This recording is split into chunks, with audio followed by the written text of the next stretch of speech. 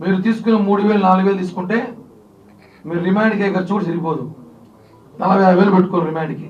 అది లెక్క. దాన్ని డైరెక్ట్గా చెప్పాము. తిరుపతిలో దొంగోట్లు ఎలా అయితే ట్రాన్స్ఫర్ ఇక్కడి నుంచి అక్కడికి అక్కడి నుంచి ఎక్కడికి చేయాలని ప్రయత్నిస్తున్నారో ఎక్కడికక్కడ కట్టడి చేయడానికి మేము ప్రయత్నం చేస్తున్నాము. అధికారులు కూడా స్పందించాలి. ఇప్పటికే అధికారులు చాలా మంది వేటుపడింది, మాకు సహకరిస్తారని ఆశిస్తున్నాం.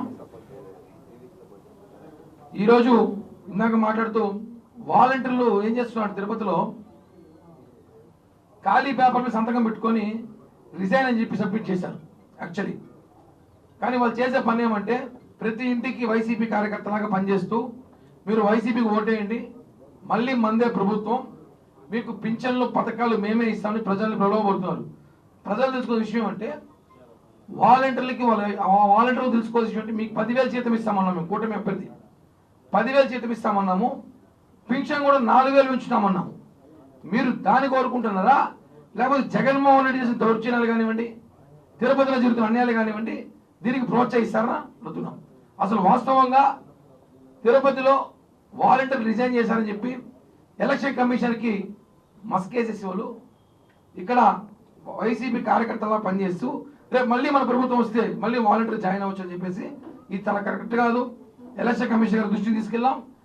వాలంటీర్ వ్యవస్థలో మీ ఇంటికి ఎవరైనా వచ్చి డబ్బులు ఇస్తుంటే కళ్యాణ్ గారు చెప్పినట్టు తీసుకొని బ్రహ్మాండంగా ఉండి వేసేసండి, లేదంటే మీరు వాళ్ళ ప్రలోభలు పడి రేపు అనేక విషయాల్లో కూడా ఇబ్బంది పడే అవసరం ఉంది కూడా తెలియజేస్తున్నాం.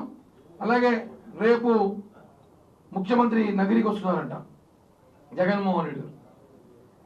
గతంలో 2019లో ఎన్నికల ముందు ఏమి సాధించి ఆయన ఏమి పీకాడు, ఆయన ఏమి పీకి నగరి వెళ్ళా. గాలేరు నగరి ప్రాజెక్ట్ పూర్తి చేసినాకే ఓట్లు అడుగుతా అన్నాడు. ఏమైంది గాలేరు నగరి ప్రాజెక్టు? చేనేతలకు 500 యూనిట్ల వరకు ఉచితంగా ఇచ్చాకనే అని చెప్పి మేనిఫెస్టో పెట్టాడు. ఎక్కడ? నగిరిలో. ఎవరికి లేదా? 500 యూనిట్లు ఉచితంగా ఉంది. ఎవరికి? రోజా ఇంటికి. బిల్లు కట్టలేదు పాపం, ఆమె ఫ్రీగా ఇచ్చాడు. అక్కడ చెరుకు రైతులకు కూడా పథకాలు ఇస్తామని అవి కూడా మోసం చేశారు. అంటే ఏమి చేశామని రేపు నగిరికి వచ్చి రోజాని గెలిపించాలని అడుగుతున్నా. ఏం చేశారని? అన్నదమ్ములు శ్మశాన కబ్జా చేశారు, ఇల్లు రాక్కున్నారు, ఆస్తులు సంపాదించుకున్నారు, ప్రజల్ని రక్తం తాగారు. ఇవన్నీ తాగి రోజా సభాష్ ఓట్లు ఏమని అడుగుతారా?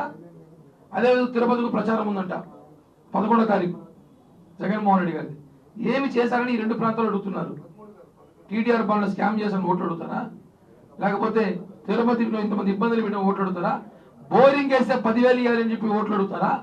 ఏం అడుగుతున్నాం జనసేన పార్టీ తరఫున. ఇవన్నీ కరెక్ట్ కాదు. ఖచ్చితంగా ఇందాక మా పెద్దలు చెప్పినట్టు దొంగ ఓట్లు వేయడానికి ప్రయత్నిస్తే మాత్రం జైలుకి వెళ్ళడం ఖాయం. మీరు తప్పించుకోవాలని చూస్తే ఇక్కడ ఆల్రెడీ ఎలక్షన్ కమిషన్ చెప్పింది, వెబ్ క్యామ్ పెట్టి ప్రతి అబ్జర్వ్ చేస్తున్నాం. తిరుపతి విషయం మీద మాకు ఆల్రెడీ దృష్టిలో చెప్పారు కాబట్టి సీరియస్గా అడుగుతున్నాం. దొంగ ఓట్లు ప్రయత్నిస్తే మాత్రం ఖచ్చితంగా పెద్ద నేరం అయితే పెద్ద శిక్ష అయితే పడుతుందని చెప్పి కూడా తెలియజేస్తున్నాం.